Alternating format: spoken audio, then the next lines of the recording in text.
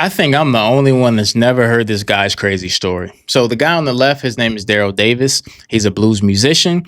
And one night he's playing piano at a lounge. When he finishes playing, a white guy approaches him and says, "I love your music. I've never heard a black man play the piano like this. It reminds me of Jerry Lee Lewis." So the guy says, "You're amazing." Daryl says, "Thank you." And he says, "Well, where do you think Jerry Lee Lewis learned to play like this?" And the guy says, "I don't know." And Daryl says he learned the same place that I learned, in the black blues circuit. The white guy says, "Nah, he definitely invented that style himself." So they go back and forth about music. They ended up sitting down and having a drink. And then halfway through the conversation, the white guy says, "You know what? In my entire life, I've never sat down and had a drink with a black guy."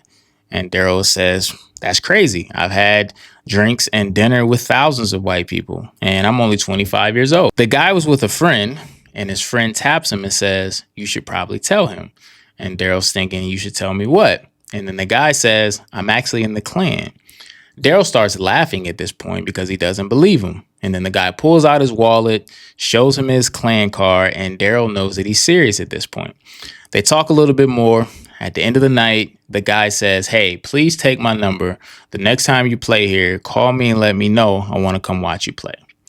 That night, Daryl thought to himself, "I can't believe that this Klansman has never sat down with a black guy, yet we had so much in common and music brought us together. I'm going to make it a mission to befriend as many Klansmen as possible." And that's exactly what he did. Over a 30-year span, he went out and befriended as many Klansmen as possible. And every time he would befriend a Klansman, they would denounce their membership to the Klan and rip up their card.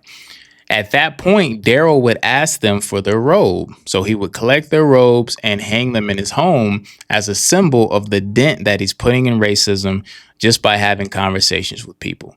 Over 30 years, he collected over 200 Klan robes just by having conversations with them and seeing that they had more in common than they had differences.